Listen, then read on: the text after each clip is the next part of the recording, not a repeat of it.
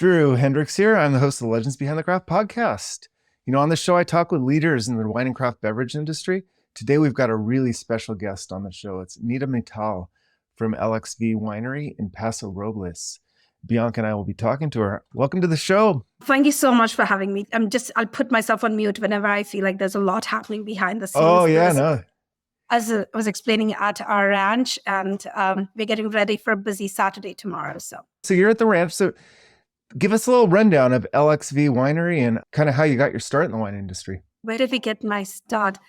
Although I'm doing the podcast alone, really our story for LXV is the story of Kunal, that's my husband, me, and wine. So Kunal and I, we met about 21 years ago in Berkeley. I was studying and he was working, and Napa kind of became our thing to do. And when you're from India, we didn't grow up with wine.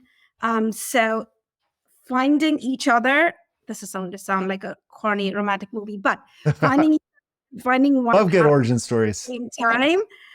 So all through our relationship, even after we got married, we were traveling all over the world, pursuing various wine regions. But more than that, and it's because of the culture that we come from, the idea was just not the pursuit of wine, but always culture. So we pursued wine culture more than we pursued just wine. So everywhere we went, it was all about finding a place. What I've realized is no matter where in the world you go, a dining table is where everything comes together. The wine, the food, the culture, the language. You really understand a slice of life when you are at somebody's dining table. And so we've literally sought that out over the last 21 years that we've been together. And Kunal is a pilot by hobby, and it was an unplanned landing in Paso that introduced us to Paso. Oh, wow. And I can't explain it, and I say this all the time. It reminded me then, and it reminds me every day of India. Really? How so? There is a lot of intimacy between people here. You've been to Paso, right? Oh, yeah. There's this connection. There is this fabric that exists, which is very reminiscent of how people are in India and how people live in India and how communities are in India. So for me, it was interesting. Finding Paso was like finding home. Oh, man. I think Paso happened first, and then the wine happened. And the wine. Yeah. So once we found Paso, we ran into Ron Denner, who's a legend around here. And he sort of, it's an interesting story for some other time how that happened, but he pretty much guided us into waiting for a property to open in Willow Creek, which is the appellation that we are in.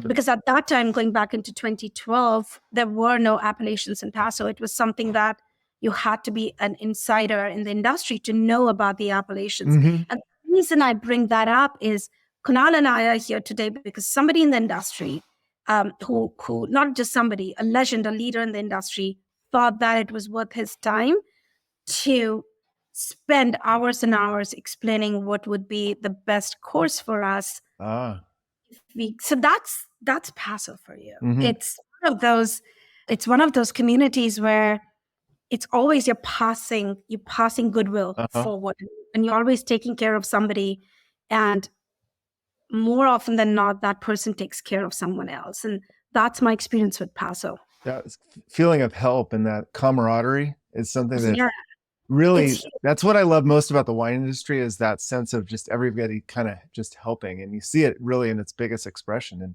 in Paso, from what I can tell. Now, stepping back, when so you were at Berkeley. What were you studying in Berkeley? I'm an Indian, so what are your guesses? Engineering. There you go. So I had a master's in engineering, and Kunal has he's a tech guy. I was going to say some kind of doctorate degree. I meet a lot of lawyers and doctors too. My sister is an OBGYN. So there we go. No, so this apple fell far away from the tree because my mother's an technologist. My father is an engineer. And so me doing wine is something that is fascinating to them. So it's fun. My mom supports it with the idea that it is biotechnology. Yeah. And my dad supports it because it's me, and I'm like the son that he never had. So, but it's fascinating for my parents because in India, wine is still not a culture. Yeah. So Do they enjoy wine? So my mom was here, and Saxum is a few ranches up, and the parents are great friends of ours, and they invited my mom, Terry and Pebble, wonderful folks, and they were serving Saxum, and my mom was like, no, her generation don't drink. And so she's like, no, thank you. And I'm like, Mom, it's Saxum. And she's like, no, thank you. And then there was LXV open. This is when we were like 4 years old. And she's like, yes, LXV I'll have. Because for her, it's about something that her daughter is making. Okay. So, and then my dad, I have an interesting story. I was visiting India. I always take bottles for them because, it's to share with them. And my dad calls me a few months later and he's like, oh, I'm having a great time. I'm with my friends and we are all enjoying a bottle of wine.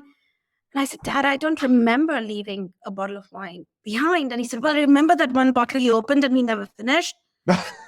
Like, yeah, 6 months ago. He's like, yeah, well, we put it in the fridge and my friends are loving it. Oh, God. Thank you so much, Dad. It means a lot to me. And, that's what parents are, right? It's you can do, it doesn't matter how you do or what you do, so long as they know that you're doing it with the right attitude and doing good, they will be very supportive. That's my parents. That's fantastic. So what does LXV stand for? LXV is 65 in Roman numerals. We are inspired by the 64 sutras. So the entire Indian culture, based on the principles of music, dance, feng shui, architecture.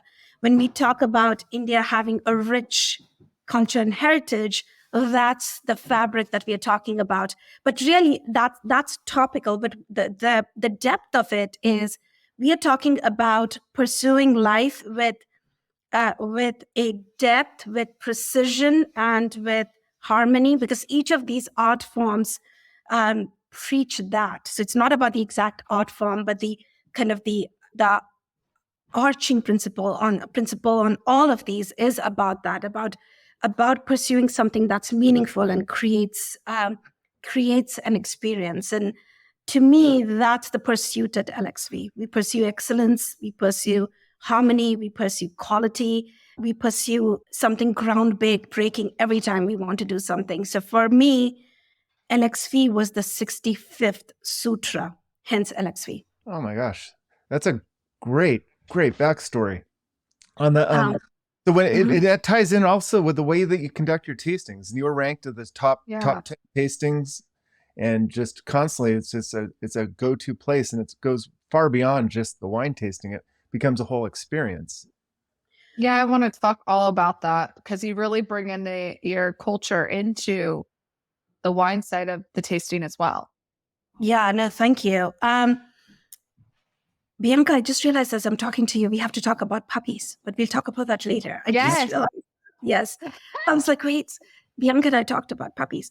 So to me, when we talk about wine, just to give you a context, Kunal and I, we were in Burgundy in November, and we were driving, and we drove up to the vineyards of DRC, Domaine Romney-Conti. And DRC is like the Mecca. It's like where you go. It's like a pilgrimage. And being on those grounds of DRC, I can't explain it. I don't know if it has something to do with the fact that there is that legend behind it.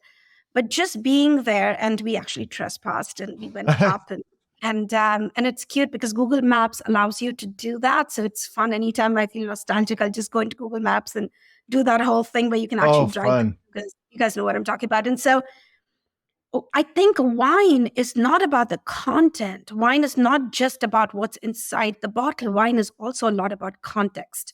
It's the intent of why you make it. It's the slice of that time. It is so many countless hands and souls that touch this bottle of wine, and esoterically or literally.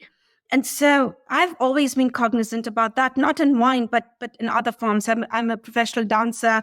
I did some movie making in LA. And so to me, it has always been important that things that have a deep meaning, like art, like wine, have to be understood not for just what they are, but what is the context of it? Why did somebody make that? Or why did that story happen? And that's what I felt I wanted to extend to our wine. A lot goes into making wine. Doesn't matter if it is as big as, Dow or Mm-hmm. J-Lo, Justin, or a small. No matter what your size, a lot goes into making a bottle of wine. And so I wanted to make sure that the context we create around it does service to that wine. Mm-hmm. And so but it also had to be something true to who we are. It has to be something that we've experienced, and it is our point of view. And having traveled a lot around the world, we have picked on a lot of flavor experiences. Mm-hmm. And so that's what we brought to LXV. So two things that we sought out were we always in pursuit of the best terroirs, best vineyards for Paso, which is how we ended up in Willow Creek. And the second thing, we are always in pursuit of flavors that will create the context for them. So, for example, I was in Ireland in April of last year, and we had a fish that was wrapped in seaweed. And they call it dulce, D-U-L-C. And I was so fascinated by that. So I wanted to bring that ocean flavor into LXV. Mm-hmm. And we have a right bank. We are a Bordeaux house. Mm-hmm. And so we have a right bank Bordeaux wine that always reminded me of something very sultry, something very deep. And so we paired our right bank Bordeaux, which is a Cap Franc Merlot, with this Irish monk. We call it the Irish monk. And it has the dulce seaweeds, it has pink peppercorn and nutritional yeast and a few other spices. So the idea is, in service of the wine, if it is a right bank Bordeaux, what is it that we want people to notice about this wine? Mm-hmm. And bring in complementing flavors, we bring in contrasting flavors. And at the end of it, it becomes like this amazing dance where when people put it together, it just escalates. But we bring it always back to the wine, because the idea is for them to understand that it is not a food and wine pairing. I always people that tell people that it's not a food and wine pairing. It's really a way for us to understand the wine in its depth. That's really where the flavor pairings came from. I like that. It's a way to understand the wine in its depth.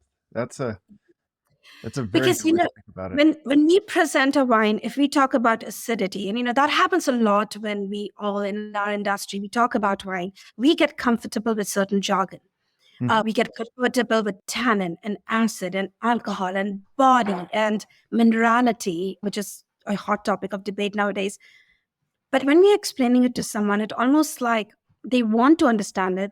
They really are trying to, but there's no reference for them to understand what we're talking about. Now, if I bring in, for example, something that has lemon peel in it, tamarind in it, and say, okay, pair, now you'll understand the dance of acid with acid with acid.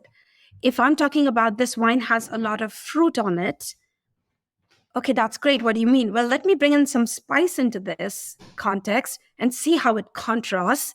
And now you're like, whoa, I appreciate the fruit even more. And that's the whole idea, is how do we showcase our wine and our terroir in a way that's more relatable to people? And then it takes a life on its own, where people who taste it, they get excited about it. They do their own tastings. A lot of people do their own LXV tastings, which is fun. And then they will cook with it and the whole 9 yards. That's fun. How often are you changing this up? Every release of wine gets its own spice pairing. So I would say in a year, we have at least 10 different pairings, and then it changes. Now, some stay absolutely favorite, which our club members insist that cannot be changed. So there was this pairing called umami with black truffle salt that we did for 7-8 years, which our club members were now. So we did black truffle salt and we gave it a base. So we did cumin, onion, ginger, garlic with it, and some black lava salt. And it gave the truffle a base, and we always pair it with our spell, which is our Cab Syrah blend. And so it just is beautiful harmony between those. It's gorgeous pairing. Really highlights the fruit on the Syrah, the pepper on the Syrah, the fruit on the Cab. Finally, though, this year I said, okay, now that's great, but let's try something different. We're doing white poppy seeds, tamarind, and a few other spices for that. So, and how is it presented? Is it just a little spice, or how are you presenting this to where they taste it? So what we do is we use a very neutral cheese. The one that we use at LXV, it's called Unique, EWENIQUE, like a cute take on sheep. And it's a neutral sheep's milk, because the idea is for the sheep, the cheese to be just a carrier. And then we sprinkle our spice on it. Can I ask you for a huge favor, Nick? Absolutely. Would you mind just doing some cheese and spice so I can show it? Thank you. Even that'd some be great. Thank you so much, Nick. I appreciate it. Yeah, because I had this visual of you just like giving them a cube or a bowl of all these spices and like taking their finger and licking it. And then, so I'm like, so I'll tell you, it's interesting. So when we get somebody who's vegan, and I just need like a little bit so I can showcase on the gold plate, maybe. Oh, thank you, sir. Nick is fantastic. I love him. So one of the things that we do sometimes we will have somebody who's vegan who'll walk in, and we don't do vegan cheese because vegan cheese is very nutty and it kind of interferes. So I just give them the spice without the cheese. And you won't believe it, how intense and lovely that experience is. So we'd rather have people just take a pinch of that blend and taste it, because the intensity pairing is a lot about flavors, yes, but it is also a lot about intensity.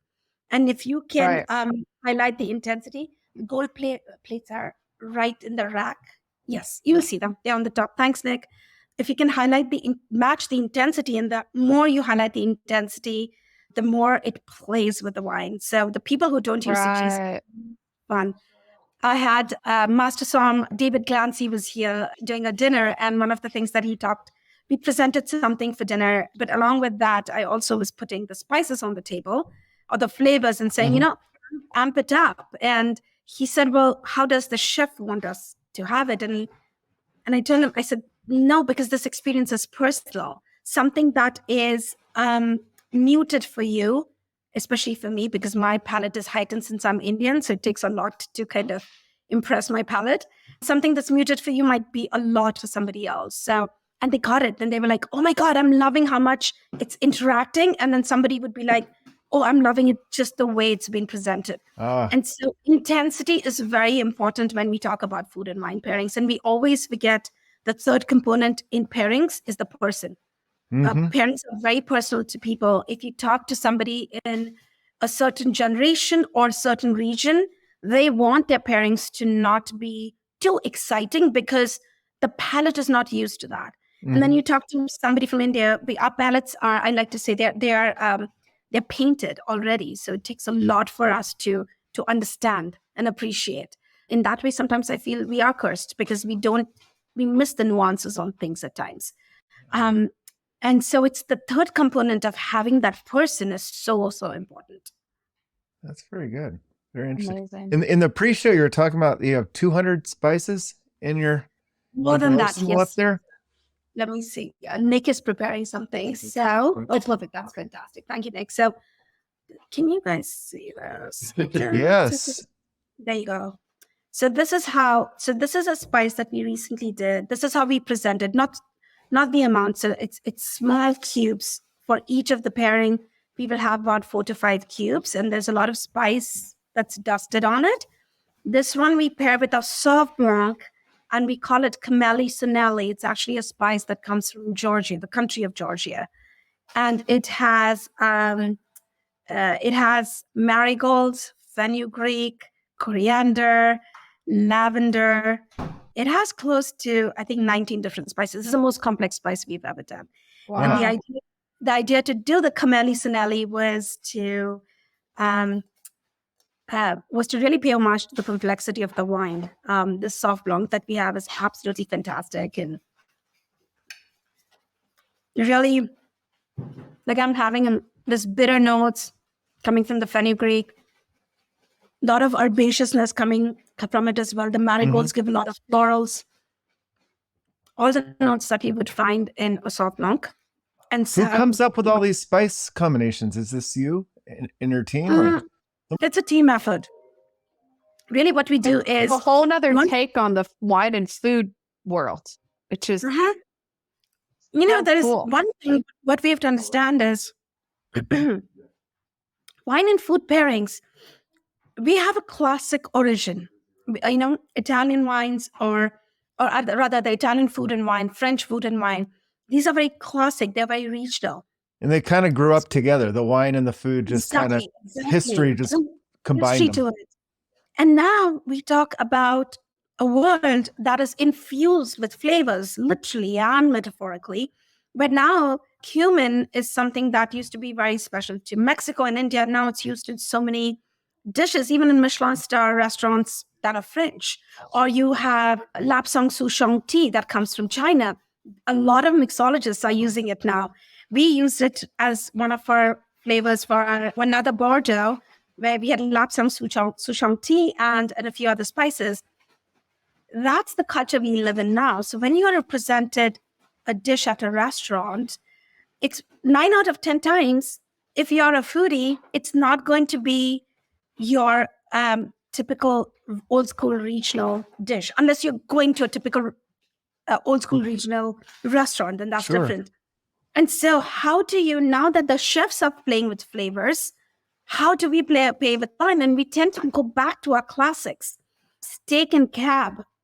Well, it worked before, but the thing is, now you get steak that is topped with not caramelized onion. That's more a burger thing, but it's topped with, say, a compound butter. Yeah. Or with something to do with truffles, or with morel mushrooms. Well, now the high note in that dish is not the steak anymore. The fact that food pairs with the protein, it's very 2008. Yeah. Wine actually does not play with the protein anymore. It plays, yes, with the protein, but also everything else that now you get with that protein. Yeah, all the spices and flavors. That's incredible. I mean, sauces and herbs and flavors. This is next level stuff. I love it. I love it. I know it sounds next level, and I tell people, just come, because once you experience it at LXV, it feels like, okay, it's doable. It's not that complicated. I tell people, when you go to a restaurant and you order something, ask them to give you 3 empty glasses of wine. You look cool doing that anyway. Yeah. Ask them to pour 3 wines that you wouldn't have thought of. And I'll tell you, there are times when you're like, wow, I did not expect a Zinfandel to pair with this, or I did not expect a Bandol. Or one of my favorite pairings right now is a semi-sparkling wine that comes from Greece. And it's singing with Indian food right now. And so we do a white Sangiovese at LXV, and we are doing a 5-course menu with just that one wine. Oh, wow. Just one white Sangiovese. So everything that's happening in the kitchens is very experimental right now. And I feel like the wines need to kind of step up to it now when it comes to food and wine pairing. So at LXV, we are very, very traditional for we make our wine, very classic to a huge degree. In fact, we are making wine in Saint-Emilion in Bordeaux this year. Are you really? Wow. That's going to be exciting. So we're really going back to the roots there.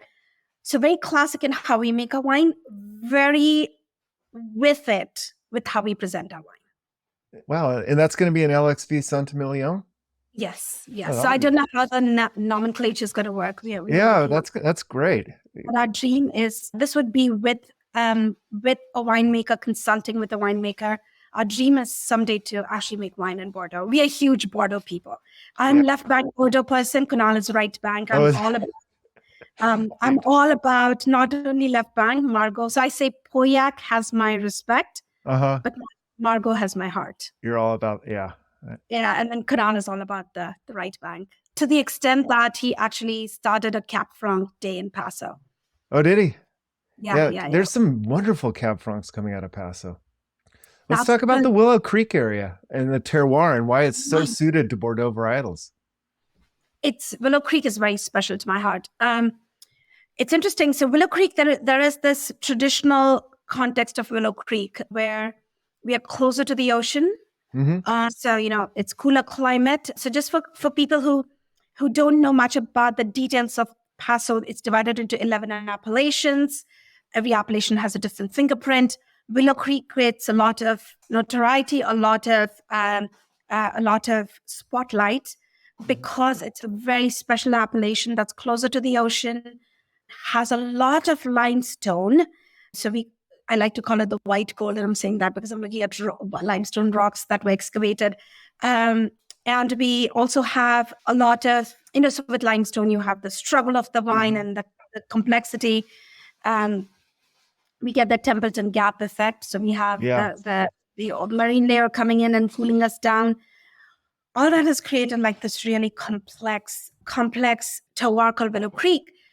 But within Willow Creek, because there are so many aspects to various vineyards, there are these microclimates that it has created. My property is only 14 acres. So it's not that big. From the front to the back of my property, the temperature difference is about 4 to 5 degrees. Wow. We are only 14 acres. So our property backs into Willow Creek. And so I have cab planted on 2 spots. One is closer to the road, one is closer to the creek, and they ripen completely differently. Of course, they're 2 completely different clones, and that contributes to it too. So what's amazing about Willow Creek is it has that like the higher, thank you so much, Nick, I really appreciate it. It has all that higher arching themes of what works in the entire appellation. And then within that, there are these microclimates, which are very, very special. We just recently released a wine for the first time for the market. We've always worked on creating a fellowship for LXV. So it's always been with club members and with our tasting room.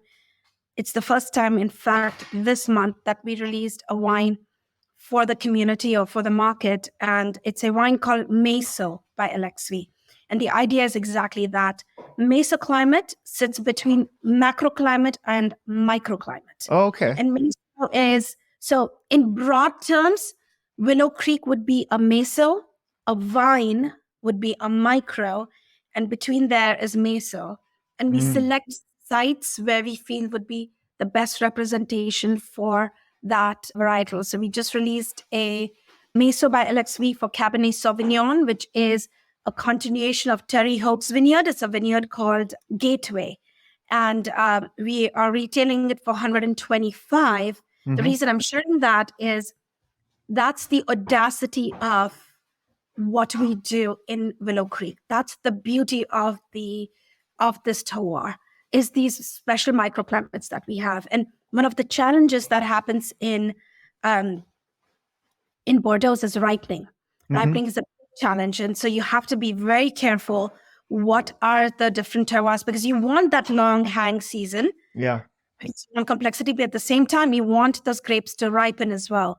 And so far, so good. It's been really good. I have 2 Taux Blanc clones on our property, doing fantastic. So that's Willow Creek for you. It's really, the microclimates are really what define Willow Creek. And then within that also, I think Willow Creek is 2 things. It's terroir, and Willow Creek is also a culture. Because we have attracted amazing winemaking acumen to this area. We have, legends like Stefan from L'Aventure and Denner. And then we have Guillaume, who followed the footsteps of Stefan. And then we have numerous, Saxon, who's from here. All these people have also created a culture of Willow Creek, which is all about sustainability, being a steward, doing the best practices, not only for the vineyard, but also for the people who work in the vineyard. And I think that elevates Willow Creek even more. Because now you have a beautiful terroir, you have the best practices, you have stewardship. And so everything that you create, it is sort of that waterfall effect when one affects the other. And what you finally get into the bottle is, again, coming back to that context. The context is beautiful. The intent is very, very beautiful. Well, that's fantastic. Yeah. With Willow Creek, it's really, over the last 10 years especially, Paso's really coming into its own with Cabernet and all those Bordeaux varietals. I think if you go back to the early 2000s, I think that the Tablas Creek and the Rhone varietals were kind of ruling the day there. But now I'm tending to think more of the Bordeaux varietals as I visit and I the statistics, I don't like to quote statistics just because wine should not be about statistics. It should be about what's right for that land. But just going based on that, if you think about, I have a friend who owns Saddle Peak Lodge in Calabasas, and he moves a lot of wine, and his highest selling wine is the Justin Isosceles. Yeah. You look at the highest selling Cabernet Sauvignons in this country, it's Justin, it's J-Lore, it's Dow. Funny story, we were in Saint-Emilion a few years ago. That just the town of Saint-Emilion has about, I think, crazy number of wine stores. From what I hear, about 40, 50 wine stores in just that one hill. And we tasted with one person. He found out we are from Paso, we are winemakers. He's like, oh my God, we just opened Dow yesterday. To be in Saint-Emilion on that UNESCO Heritage Prop area and to have them talk about Dow, that's about the effect and the impact that our Bordeaux's are having here. Yeah, Daniel was on our podcast about a year ago, and he was talking about promoting Cabernet and talking about the Soul of the Lion and how 40% of Paso is planted in Bordeaux. But he was talking about the yeast that he discovered. More than 50%. Now being used. More than 50% now. More than 50% of Paso is planted. Wow. Not just the plantation. I would say actually close to 50% of Paso is planted Cabernet Sauvignon, and then the other varietals take a small slice after that. Okay. Yeah, that just shows what an area it is. And a lot of that has to do with the Cab Collective that you're a member of. The Cab Collective is, yes, so very proud to be actually on the board of Cab Collective. It's a consortium of people who are leading with Bordeaux's and Paso. So we have, all the culprits, Dow, Justin, J-Lore, Austin Hope, I'm forgetting, Ancient Peaks. Then that's how it started. And I was like, that's great, but we need, us small guys are also doing fantastic things, because what's happening is these large guys, they are putting these fabulous things into the market. When somebody takes a bottle of wine in New York and picks it up in Chicago, and they say, okay, Austin Hope, and then they read Paso Robles. And so it's because of this distribution that they have created that there's influx of so much tourism into Paso. And then it's a small guys who then say, okay, now we can show you what happens on a smaller scale. So the synergy is so beautiful. So now we at Cab Collective are creating a fellowship of the small boutique people as well. So hope is that in a few years we become like a good representation of the big ones who put the product out in the market, and us small ones who are kind of taking baby steps towards that. That's what I love so much about Paso, and I'm always worried because you see consolidation so much in the wine industry, especially up in Napa and Sonoma, where the biggers just keep getting bigger and bigger and swallowing up the small guys. Are you seeing that sort of consolidation in Paso as well, or are you afraid of that? Afraid? No, not at all. It always brings opportunity to the region. That's how I look at it. We know Gallo is big time now into Paso. Constellation is big time into Paso. Not only that, they're into Willow Creek, big time. Why not? One of the thing about these companies where they have reached is because of how professionally they have handled wine over decades and how professionally they have permeated the industry. It's somebody who is having that $2 chuck, and I know it's not a fair reference to make when we're talking about Dow and LXV and such, but that's what somebody had when they were maybe 18, 19, although they're not supposed to say that, but when they were of the young introductory age to then say, oh, what is this? This thing called wine, let me learn more. These are the conglomerates that make it happen. And then as the palates hone in, they're asking for more and more and more of focus and vision and quality. And that's how it filters down to us. So if they need to be a part of this pie, why not? I'm all about, if somebody's done something well, even if it's different from the philosophy you stand with, because not every company can be everything. But if they have done something well, then there's something to be learned from and to be benefited from. And so them coming to the area, I think it's going to be only fantastic. And then we're attracting people like Alpha Omega, who opened a tasting room in downtown Paso. Yes.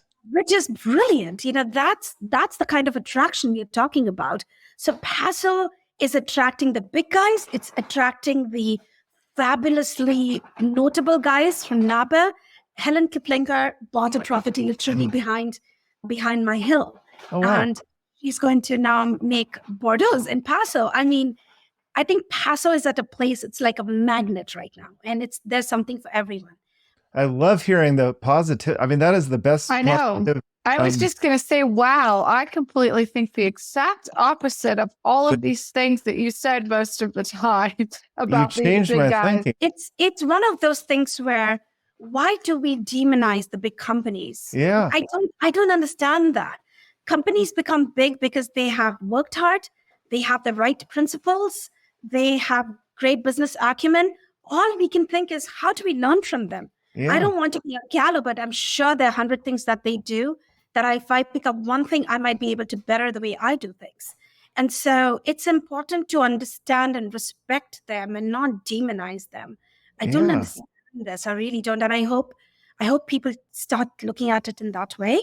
And trust me, like when Dow did their thing and brought these fabulous visitors they brought visitors into Paso that hadn't been to Paso before. Mm-hmm. But guess what? When they come to Paso, they just don't come for Dow. Now you are seeing a spillover effect. Yeah. And then they go to at least 6 to 7 other wineries in their trip. So thank you for bringing these people in. Yeah. Do you think other wineries have the same feelings that you're having behind these big wineries? Some of these smaller guys, I know what you're saying. And I know I've heard the discussion on social media, and I refrain from saying anything just because everybody's entitled to their opinion. So I feel that there are 2 ways we can take any incident that happens. There can be 2 ways. Either it can be victimization or it can be, what's the opportunity? And that's how I always look at it, is this is a great opportunity for Paso. It's a great opportunity for us small guys. We've had to step up our game in many, many ways because a lot of professionals and a lot of big companies have come in. When Alpha that is so insightful. That is so insightful. In such a way to think of it as a healthy ecosystem, and it ties right into the way that you conduct your wine tasting with the full experience and the full how one component helps people understand another component. And if you're just kind of isolated in your own little environment, you're not going to get that full effect. Yes, I believe in that. We are all connected. Big, small, we are all connected. So when somebody walks into LXV, everything that we do, the whole idea is, do we leave connected? That's very important to me. Connections is very important. Very, very good. So I'm going to not even have a segue here, but you mentioned it, and we got to talk about puppies. Can you give me a second? Just a second. Yeah, that is so interesting, Bianca. I don't think I've ever thought of it that way. Now I have a whole other light. The larger companies do. They have the systems. They have the operations. There's so much to learn from them. That there's a place for everybody, basically. Oh, yeah, look there's at that. Coffee. Oh my gosh.